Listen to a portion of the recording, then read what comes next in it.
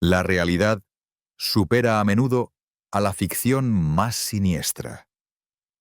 Los casos que estás a punto de escuchar no son invenciones de guionistas de Hollywood ni relatos de escritores de terror. Son historias reales, documentadas y verificadas, que han marcado para siempre a quienes las vivieron y que continúan perturbando a cualquiera que se atreva a conocer sus detalles más escalofriantes. Desde posesiones demoníacas que llevaron a la muerte hasta experimentos psicológicos que revelaron la monstruosidad humana, pasando por misterios sin resolver que desafían toda explicación racional. Estas 9 historias te sumergirán en los rincones más oscuros de la experiencia humana.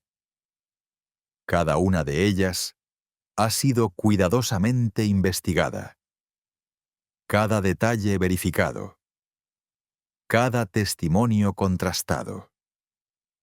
Prepárate para un viaje al lado más siniestro de la realidad, donde lo paranormal se entrelaza con lo psicológico, donde la ciencia se encuentra con lo inexplicable, y donde la maldad humana alcanza niveles que ni la imaginación más retorcida podría concebir.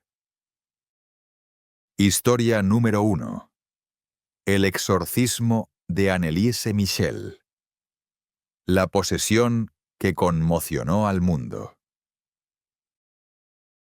En las tranquilas colinas de Baviera, Alemania, en 1975, se desarrolló uno de los casos más documentados y perturbadores de posesión demoníaca de la historia moderna. Anneliese Michel no era una joven cualquiera.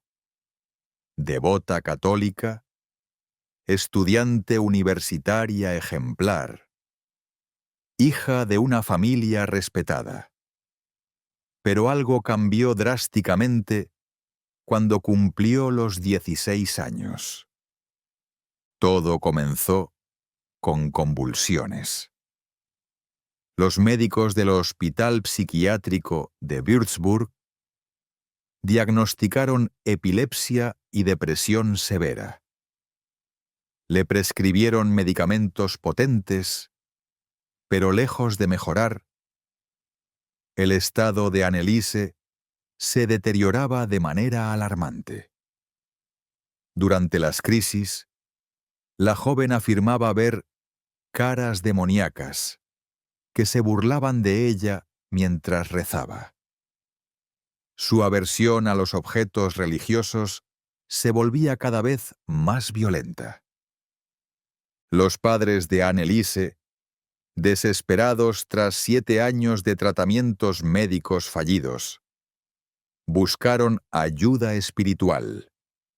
Los sacerdotes Ernst Alt y Arnold Renz obtuvieron finalmente el permiso del obispo para realizar el gran exorcismo romano, un ritual que no se había practicado desde hacía siglos.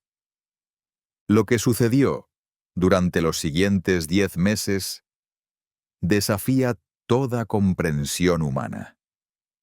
Los registros de audio de las 67 sesiones de exorcismo, que duraban hasta 4 horas cada una, capturaron voces que emergían de la garganta de Anneliese que no eran la suya.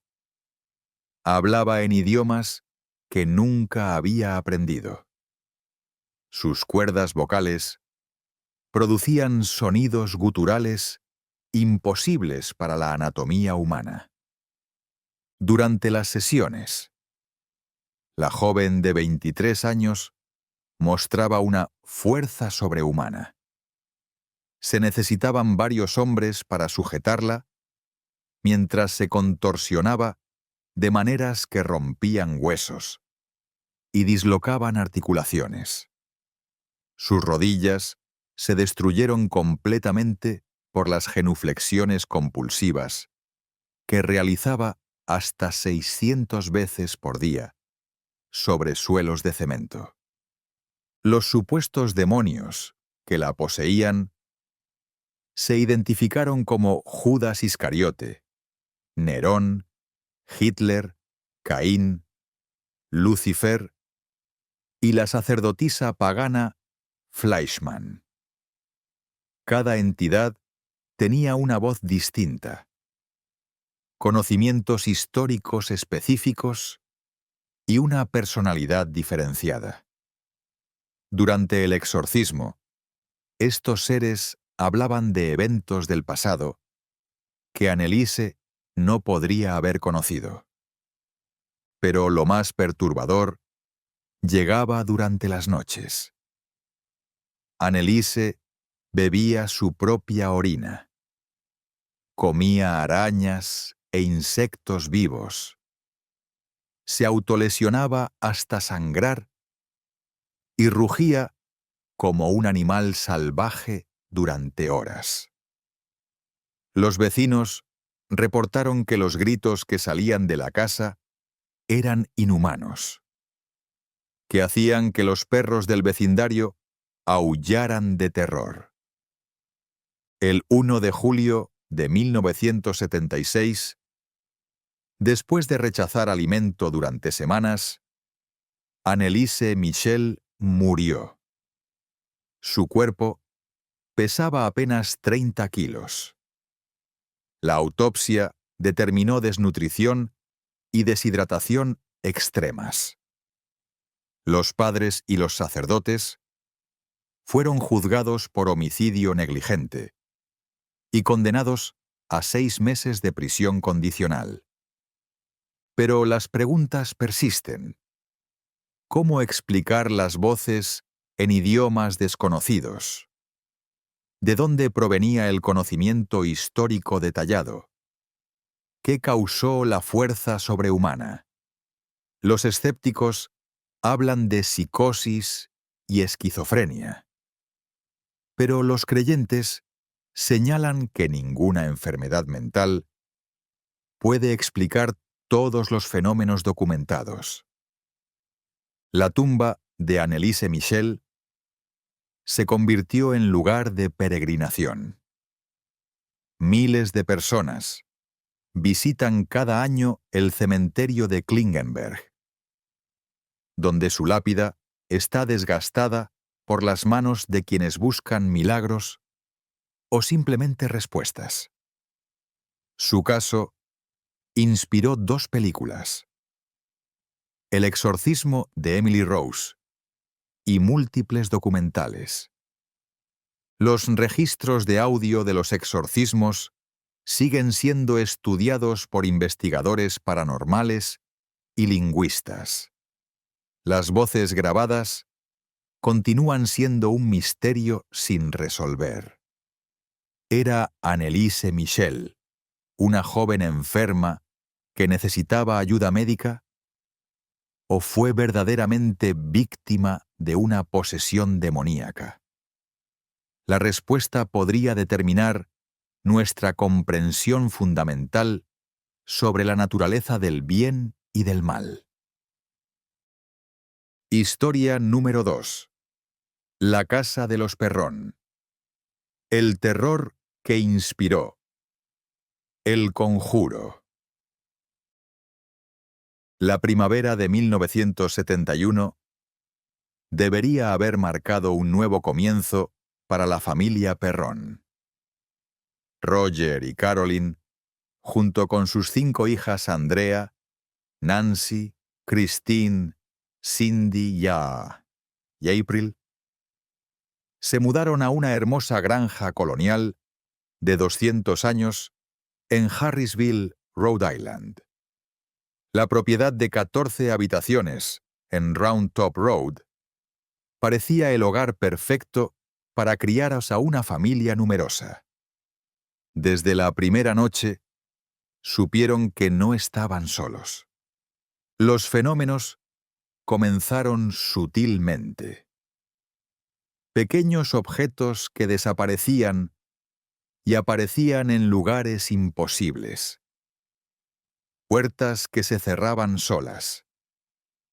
Un aroma dulce a flores que no tenía fuente identificable. Las niñas reportaron haber visto a una anciana en camisón blanco que las observaba dormir. Pero cuando encendían las luces, no había nadie.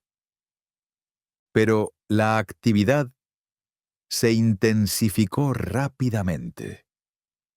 Los muebles se movían solos durante la noche, reubicándose en configuraciones imposibles. La familia escuchaba pasos pesados en el ático cuando nadie estaba arriba, seguidos de golpes metálicos que resonaban por toda la casa. Las camas de las niñas se sacudían violentamente, despertándolas con terror en sus rostros. Caroline comenzó a despertar cada mañana con moretones inexplicables en su cuerpo. Marcas que parecían dedos aparecían en sus brazos y piernas. Una mañana, se despertó con una marca perfecta de aguja en el pie, como si alguien la hubiera punzado mientras dormía.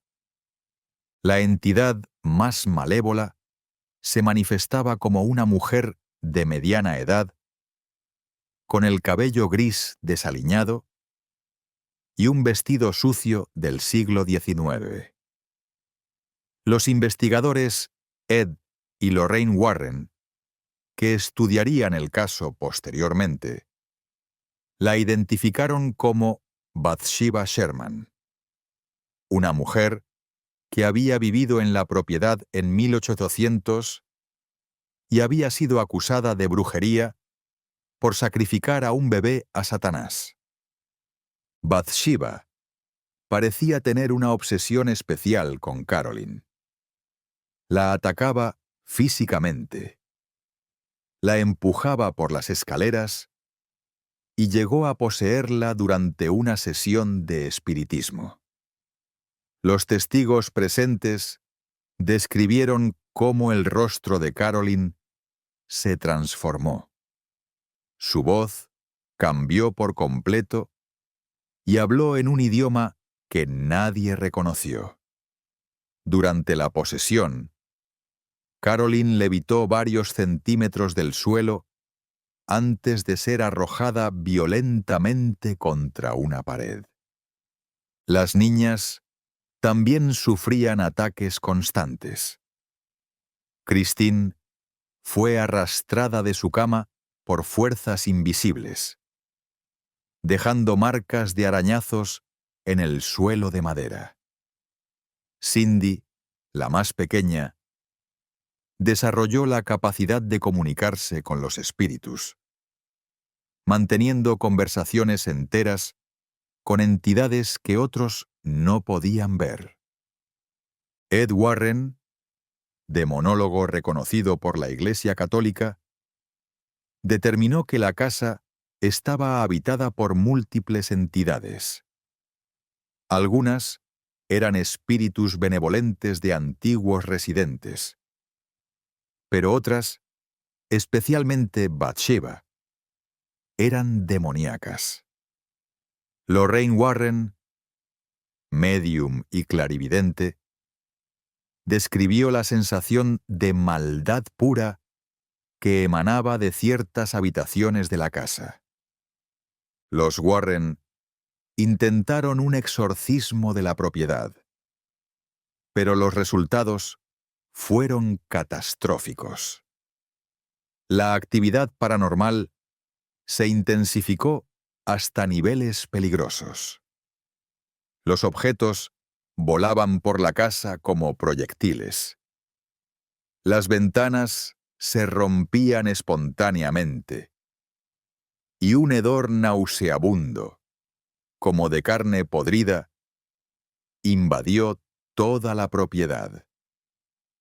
Roger Perron, inicialmente escéptico, se convirtió en creyente cuando una fuerza invisible lo levantó del suelo y lo arrojó contra una pared, rompiéndole varias costillas.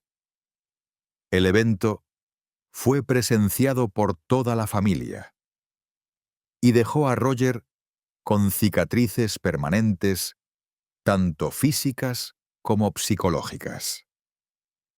La familia permaneció en la casa durante 10 años, desde 1971 hasta 1980, desarrollando estrategias de supervivencia para convivir con lo paranormal. Aprendieron qué habitaciones evitar, cómo reconocer las señales de actividad intensa y cuándo abandonar temporalmente la casa durante las manifestaciones más violentas. En 1980, finalmente se mudaron. Pero los fenómenos los siguieron. Algunos miembros de la familia reportaron actividad paranormal en sus nuevos hogares, sugiriendo que las entidades habían formado vínculos permanentes con ellos. La casa sigue en pie.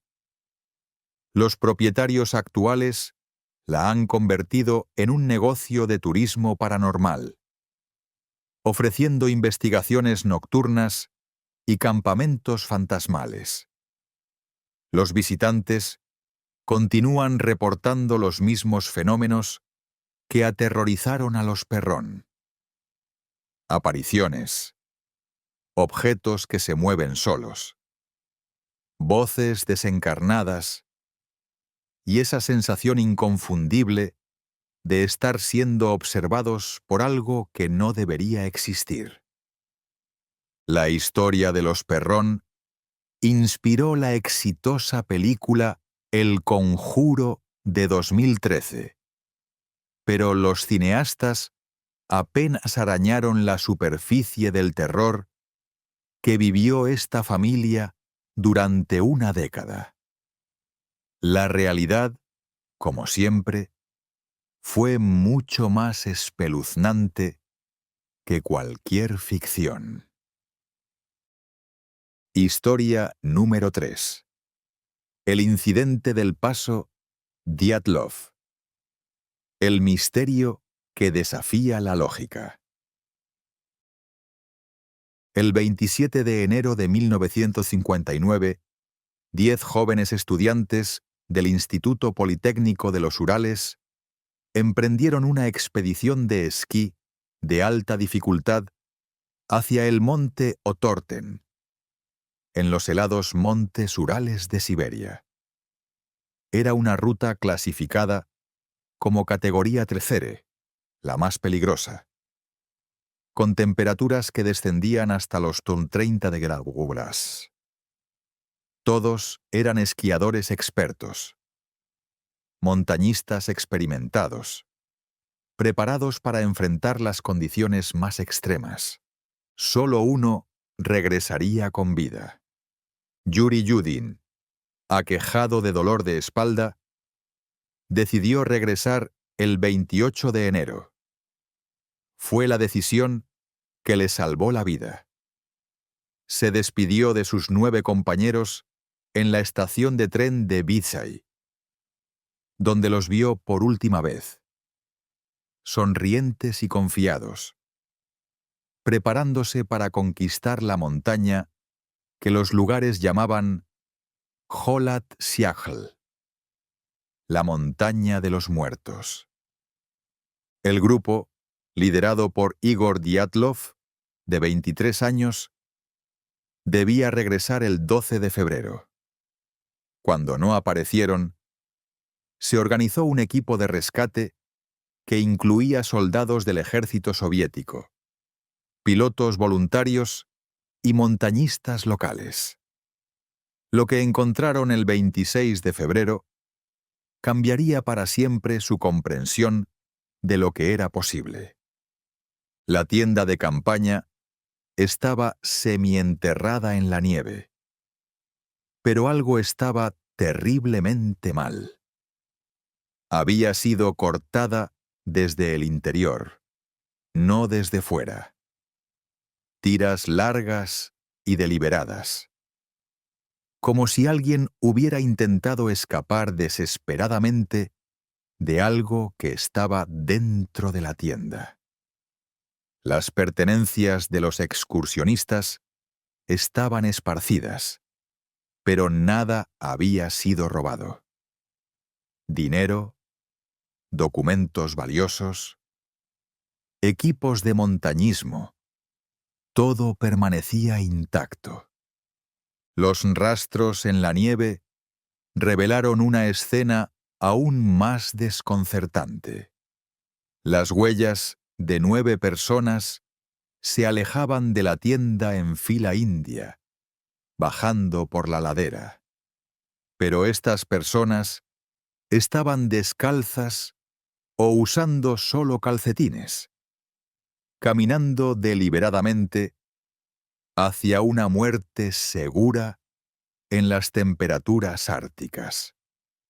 Los primeros 5 cuerpos fueron encontrados en diferentes puntos entre la tienda y un pequeño bosque a 1,5 kilómetros de distancia. Estaban en diferentes grados de desnudez. Algunos completamente sin ropa, a pesar del frío mortal. 2 de ellos fueron encontrados bajo un cedro, con las manos quemadas hasta el hueso, como si hubieran intentado desesperadamente trepar el árbol. Ramas, hasta 4 metros de altura, habían sido quebradas. Algo que requería una fuerza sobrehumana o una desesperación absoluta. Los otros 3 cuerpos mostraron signos de haber intentado regresar a la tienda, como si hubieran recuperado la cordura y se dieran cuenta de su error fatal. Uno de ellos tenía el cráneo fracturado, pero no había signos de lucha externa. Los últimos 4 cuerpos fueron encontrados 2 meses después, el 4 de mayo, en un barranco a 75 metros del cedro, bajo 4 metros de nieve. Estos cuerpos presentaban lesiones que helaron la sangre de los investigadores más experimentados. Lyudmila Dubinina tenía la lengua y los ojos arrancados. Alexander Zolotaryov tenía costillas fracturadas y su pecho había sido aplastado con una fuerza equivalente a un accidente automovilístico. Rustem Slobodin presentaba fracturas múltiples en el cráneo.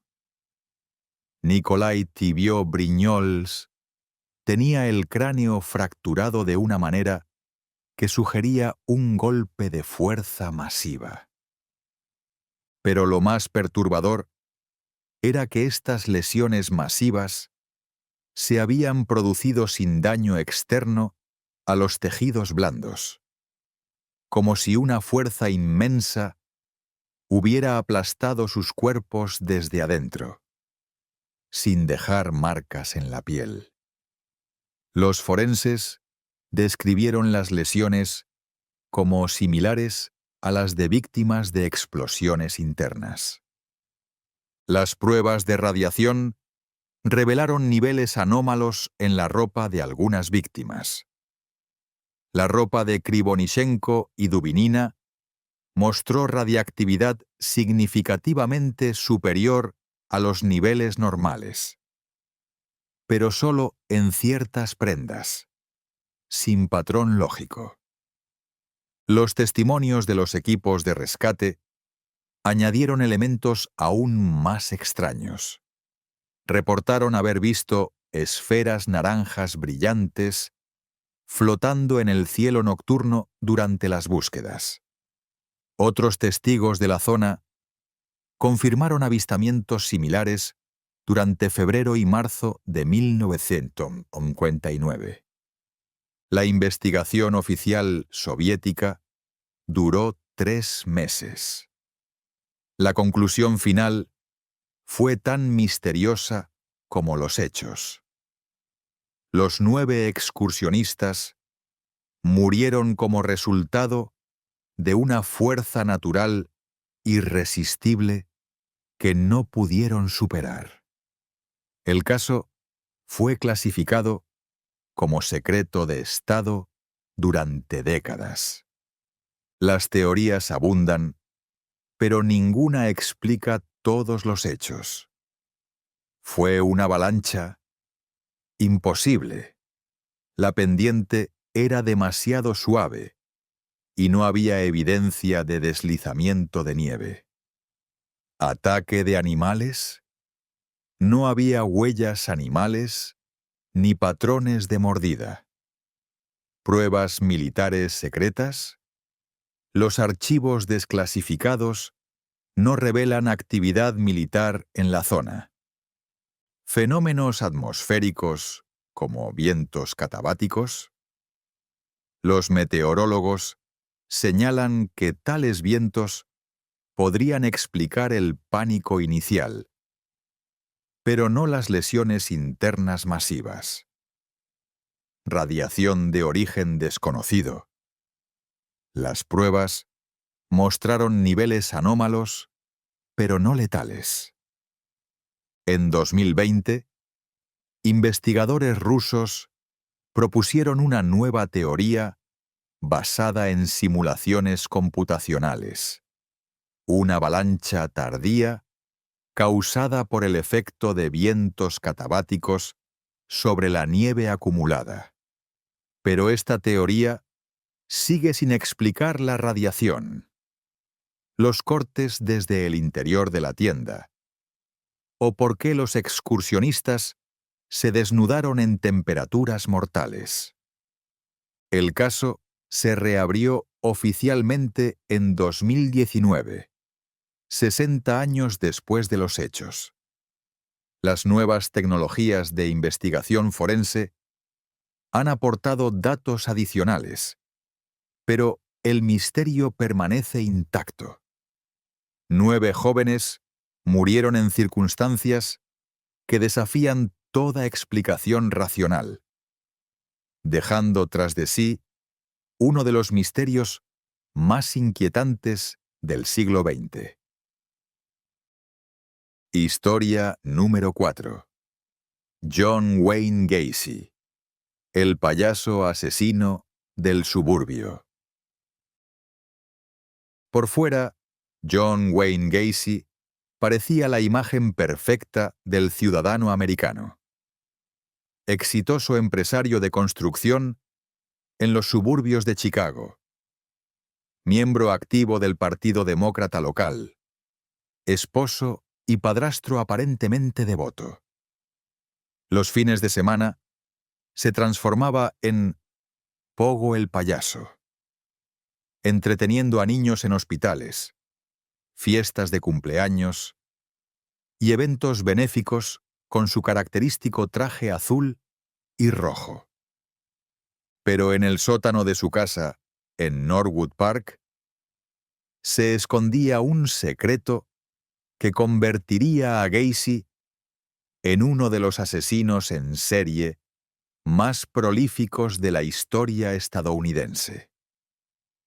Todo comenzó a desentrañarse el 11 de diciembre de 1978, cuando Robert Piest, un adolescente de 15 años, desapareció después de ir a una entrevista de trabajo en la empresa de Gacy.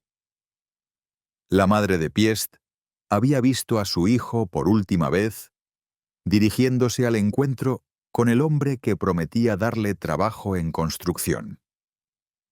Cuando la policía interrogó a Gacy, su comportamiento nervioso y las contradicciones en su testimonio levantaron sospechas. Obtuvieron una orden de cateo para registrar su propiedad el 13 de diciembre. Lo que descubrieron superó sus peores pesadillas. El hedor era lo primero que golpeaba a cualquiera que entrara en la casa. Un olor putrefacto, dulce y nauseabundo que se filtraba desde el sótano. Gacy había explicado a vecinos y visitantes que se debía a una tubería rota, pero la verdad era infinitamente más siniestra. Comenzaron a excavar en el sótano el 22 de diciembre. En los primeros días, desenterraron 26 cuerpos enterrados en fosas poco profundas debajo de la casa. Otros 3 cuerpos fueron encontrados en la propiedad, uno debajo del porche de entrada. Los últimos 4 fueron recuperados del río de Plains, donde Gacy los había arrojado cuando se quedó sin espacio en su cementerio personal. En total, 33 víctimas. Todas hombres jóvenes, la mayoría entre 15 y 21 años. Muchos eran fugitivos, trabajadores ocasionales o jóvenes homosexuales que Gacy había conocido en bares del centro de Chicago. Los atraía con promesas de trabajo en construcción o dinero rápido por posar para fotografías. El modus operandi de Gacy seguía un patrón aterrador. Llevaba a sus víctimas a su casa, donde les ofrecía alcohol mezclado con cloroformo u otros sedantes. Una vez inconscientes, los violaba y después los asesinaba, generalmente por estrangulamiento con una cuerda. Algunos fueron asesinados con un golpe de martillo en la cabeza. Pero lo más perturbador era lo que sucedía después. Gacy realizaba actos de necrofilia con los cadáveres, a veces durante días, antes de enterrarlos. Mantuvo algunos cuerpos durante semanas, conservándolos con cal y otros químicos para prolongar su uso.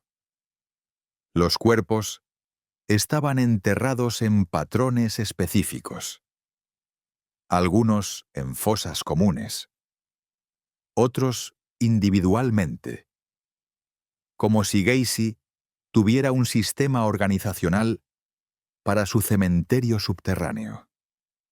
El primer asesinato confirmado de Gacy ocurrió el 2 de enero de 1972, cuando tenía 29 años. Timothy McCoy, de 16 años, fue atraído a la casa con promesas de trabajo. Gacy después confesó que este primer asesinato le produjo una sensación de excitación sexual que nunca había experimentado. Cuando vi la sangre brotar de su cuerpo, sentí algo que cambió mi vida para siempre, declaró durante su juicio. A partir de ese momento, los asesinatos se volvieron una obsesión. Al principio, había largos intervalos entre víctimas, pero hacia 1976, después de divorciarse de su segunda esposa, la frecuencia se aceleró dramáticamente. Llegó a asesinar a una víctima cada pocas semanas. Sus vecinos ocasionalmente se quejaban del olor que emanaba de su propiedad, especialmente durante los meses de verano. Gacy les decía que tenía problemas con el sistema séptico o que había animales muertos debajo de la casa. Algunos vecinos incluso ofrecieron ayuda para encontrar la fuente del problema, sin saber que estaban a metros de distancia de una de las escenas de crímenes más macabras de la historia. Gacy era increíblemente cuidadoso en la selección de sus víctimas. Buscaba jóvenes que no serían extrañados inmediatamente. Fugitivos, trabajadores itinerantes, jóvenes homosexuales estranged de sus familias. Su conocimiento de construcción le permitía enterrar los cuerpos de manera que el olor se contuviera parcialmente y que las autoridades no sospecharan. Durante los interrogatorios, después de su arresto, Gacy mostró una frialdad escalofriante. Dibujó un mapa detallado de su sótano, marcando la ubicación exacta de cada cuerpo. Hablaba de sus víctimas como si fueran objetos, refiriéndose a ellos por números en lugar de nombres. Su juicio comenzó el 6 de febrero de 1980. Gacy se declaró inocente por razones de demencia, pero las evaluaciones psiquiátricas determinaron que estaba mentalmente competente en el momento de los asesinatos. Fue declarado culpable de 33 cargos de asesinato y sentenciado a muerte. Mientras esperaba su ejecución en el corredor de la muerte, Gacy se convirtió en una celebridad macabra.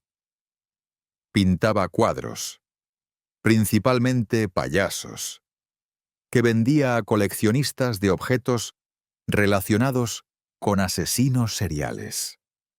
Sus pinturas llegaron a venderse por miles de dólares.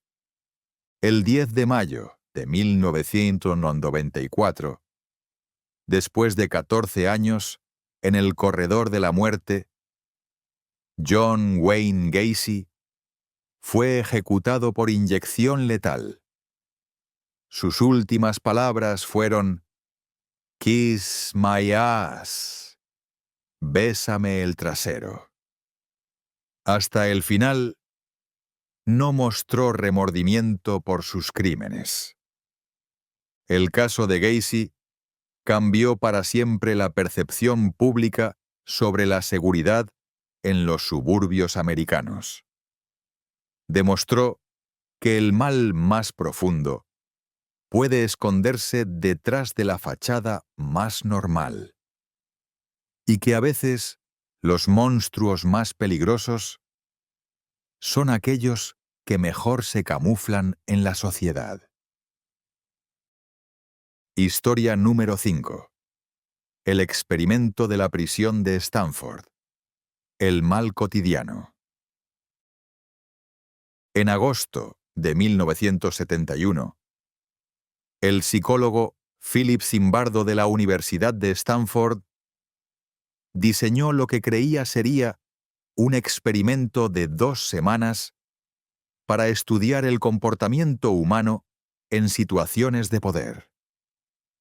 Lo que ocurrió en las siguientes 144 horas reveló aspectos de la naturaleza humana tan perturbadores que el experimento tuvo que ser cancelado prematuramente.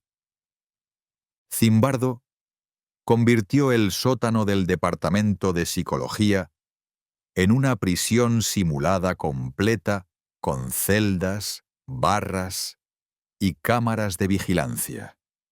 A través de anuncios en periódicos locales, reclutó a 24 estudiantes universitarios psicológicamente estables, de clase media y sin antecedentes criminales.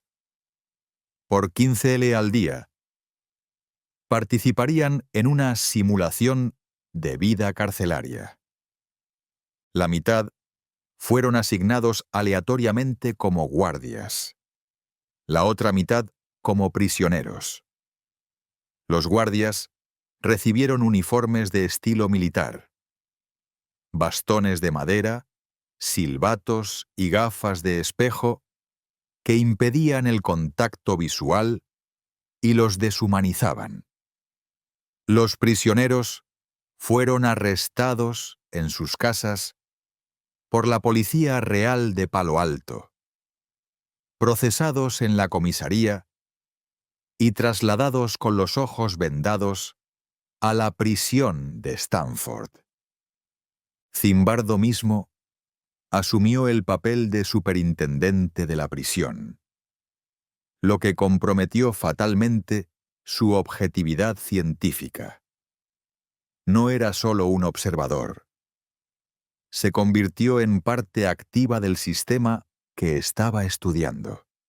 Los primeros signos de alarma aparecieron en horas. Los guardias comenzaron a imponer reglas arbitrarias y humillantes. Los prisioneros tenían que cantar, hacer flexiones como castigo y recitar números de identificación en lugar de usar sus nombres. Era un proceso deliberado de despersonalización.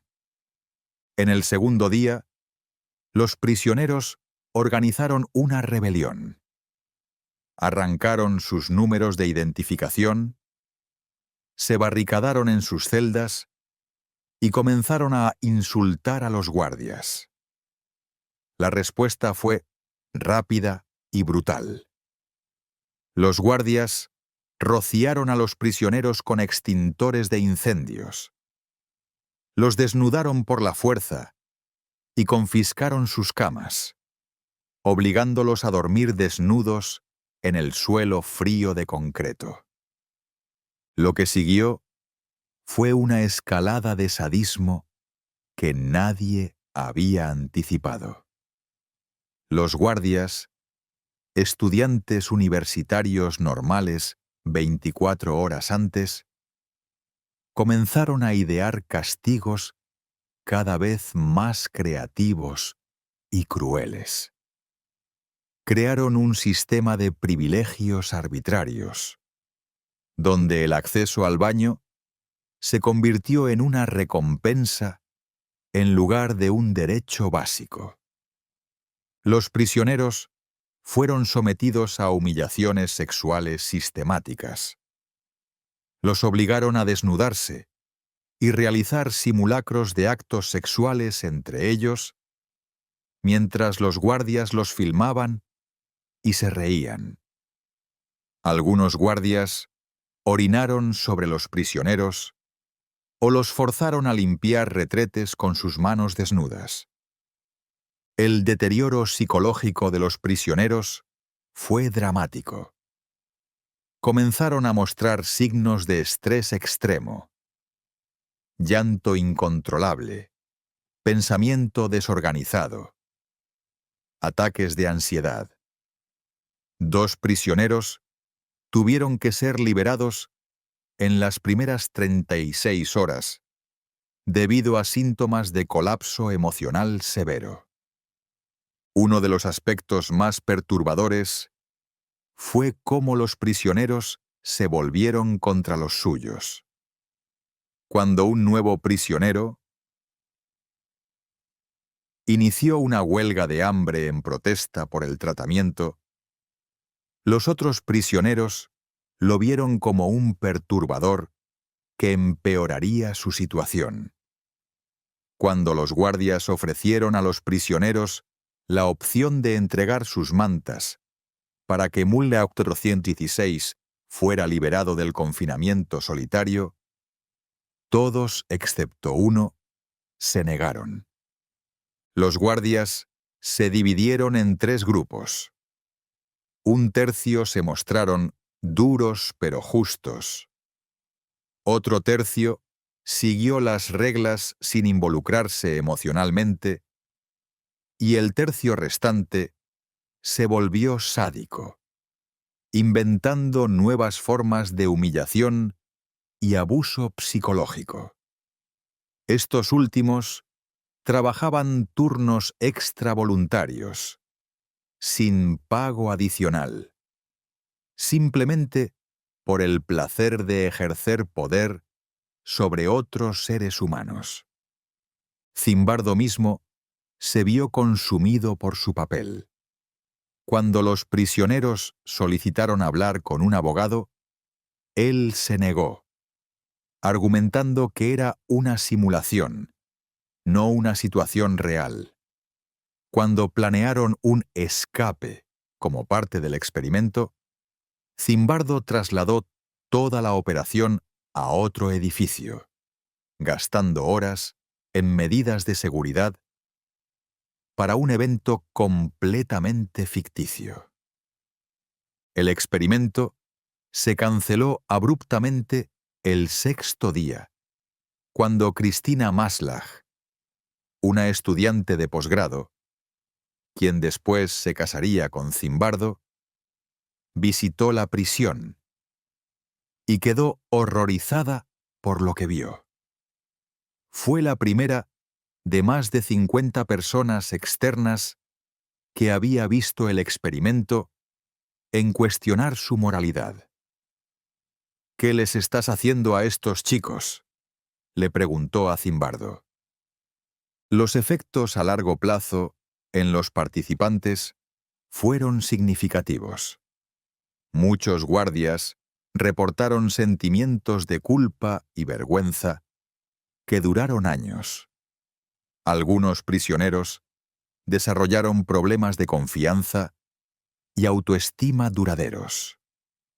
El participante que hizo de prisionero Mombala 819 sufrió una crisis nerviosa tan severa que tuvo que ser sedado y requirió tratamiento psiquiátrico. Las implicaciones del experimento fueron revolucionarias y aterradoras. Demostró que la situación, más que la personalidad individual, puede determinar el comportamiento humano. Personas normales, educadas y éticamente sólidas pueden convertirse en perpetradores de abuso cuando se les coloca en sistemas que fomentan o permiten tal comportamiento. El experimento de Stanford ha sido replicado, con modificaciones éticas, en múltiples ocasiones y países, con resultados similares. Ha informado políticas de reforma carcelaria, entrenamiento militar y protocolos de derechos humanos en todo el mundo. Pero quizás la lección más escalofriante del experimento de Stanford no es lo que reveló sobre las prisiones, sino lo que demostró sobre cualquier situación donde existe un desequilibrio de poder. En oficinas, escuelas, hospitales, hogares e incluso en relaciones personales, el potencial para el abuso existe latente, esperando las condiciones adecuadas para manifestarse.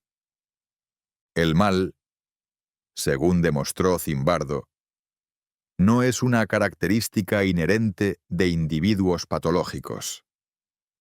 Es una capacidad universal que puede ser activada por circunstancias específicas. En las palabras del propio Zimbardo, el mal es el ejercicio del poder para dañar intencionalmente, lastimar, destruir o cometer crímenes contra la humanidad. Y todos, bajo las circunstancias correctas, somos capaces de ejercer ese poder. Historia número 6. Jeffrey Dahmer, el caníbal de Milwaukee. Entre 1978 y 1991, Jeffrey Dahmer convirtió su modesto apartamento en el corazón de Milwaukee, en una casa de horrores que superaba las pesadillas más perturbadas de cualquier escritor de terror. No fue la cantidad de víctimas lo que lo distinguió de otros asesinos seriales, sino la naturaleza absolutamente depravada de lo que hacía con los cuerpos después de la muerte. Dahmer no solo asesinaba, coleccionaba. Su apartamento en el 924 de North 25th Street se había transformado en un macabro museo de muerte, donde partes humanas se preservaban como trofeos en refrigeradores, freezers y recipientes de ácido. Cuando la policía finalmente entró en julio de 1991, encontraron un laboratorio de horror que desafió su capacidad de comprensión. El olor los golpeó primero. Un hedor putrefacto, químico y orgánico a la vez, que impregnaba cada superficie del apartamento de una habitación. En el refrigerador encontraron cabezas humanas envueltas en bolsas plásticas, alineadas como frutas en un mercado. En el freezer, torsos humanos desmembrados con precisión quirúrgica.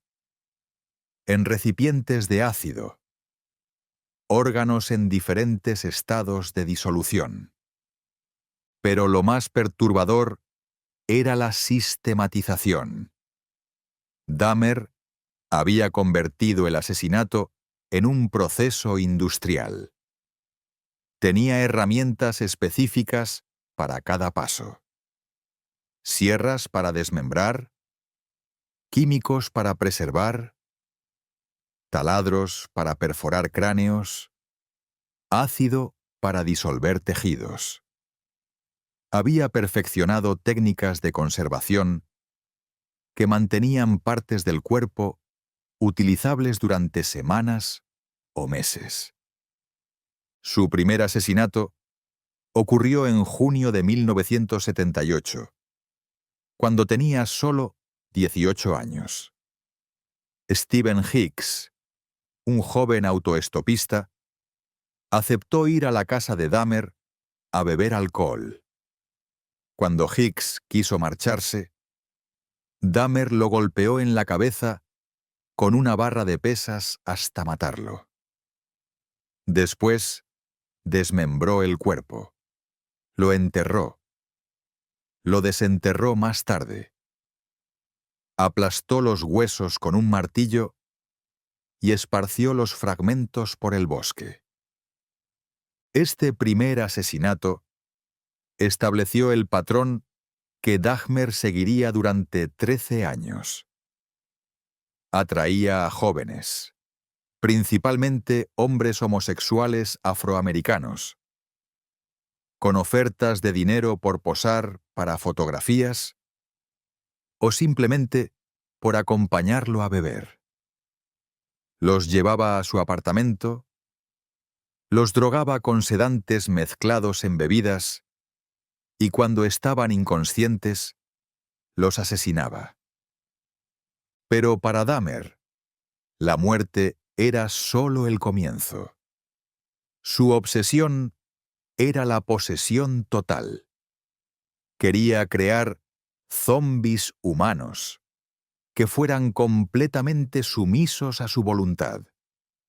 Experimentaba perforando agujeros en los cráneos de víctimas vivas e inyectando ácido o agua hirviendo directamente en el cerebro, esperando crear esclavos sexuales lobotomizados.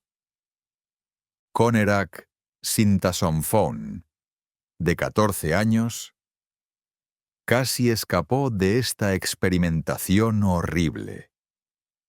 En mayo de 1991, logró huir del apartamento de Dahmer con un agujero taladrado en su cráneo, desorientado y sangrando. 2 mujeres lo encontraron en la calle y llamaron a la policía. Pero cuando llegaron los oficiales, Dahmer los convenció de que Conerak era su novio adulto que había bebido demasiado. Los policías, a pesar de las súplicas de las mujeres y el obvio estado alterado del adolescente, se lo entregaron a Dahmer. 1 hora después, Conerak estaba muerto. Las víctimas de Dahmer no eran elegidas al azar. Buscaba jóvenes de comunidades marginadas, hombres que no serían extrañados inmediatamente. Su conocimiento de los patrones de la policía de Milwaukee le permitía operar sin detección durante años. Sabía que las desapariciones de jóvenes homosexuales afroamericanos no recibirían la misma atención que otros casos. El canibalismo era parte integral de su ritual. Dahmer cocinaba y comía partes de sus víctimas, describiendo después el sabor como similar al filete. Me hacía sentir que ellos se convertían en parte permanente de mí, explicó durante las entrevistas psiquiátricas. Guardaba genitales en formalina, corazones en el freezer y músculos en recipientes etiquetados. Su captura final llegó por casualidad. Tracy Edwards, de 32 años, logró escapar del apartamento de Dahmer el 22 de julio de 1991, con una esposa aún colgando de su muñeca. Encontró a 2 policías patrullando y los condujo de regreso al apartamento. Cuando los oficiales Robert Routh y Rolf Mueller entraron y abrieron el refrigerador, uno de ellos vomitó inmediatamente. Durante su confesión, Dahmer admitió 17 asesinatos y proporcionó detalles gráficos sobre cada uno. Describía los métodos de asesinato con una precisión clínica, como si fuera un procedimiento médico rutinario. No mostraba remordimiento, solo una curiosidad científica sobre sus propios impulsos. Los psiquiatras que lo evaluaron quedaron divididos sobre su estado mental. Tenía múltiples trastornos diagnosticados: personalidad borderline, esquizotípico, parafilia, necrofilia. Pero era completamente funcional en otros aspectos de su vida. Mantenía empleos, pagaba impuestos, tenía conversaciones normales con vecinos. El juicio de Dahmer fue un circo mediático. Familias de las víctimas llenaron la sala, muchas enfrentando por primera vez los detalles gráficos de lo que había sufrido sus seres queridos. Dahmer fue encontrado mentalmente competente y sentenciado a 15 cadenas perpetuas consecutivas. El 28 de noviembre de 1994, Dahmer fue asesinado en prisión por Christopher Scarver, un compañero de celda que más tarde dijo que había sido elegido por Dios para ejecutar justicia. Dahmer tenía 34 años cuando murió, la misma edad promedio que tenían sus víctimas cuando las asesinó. El apartamento de Dahmer fue demolido, pero el sitio permanece como un recordatorio silencioso de los horrores que una mente humana puede concebir.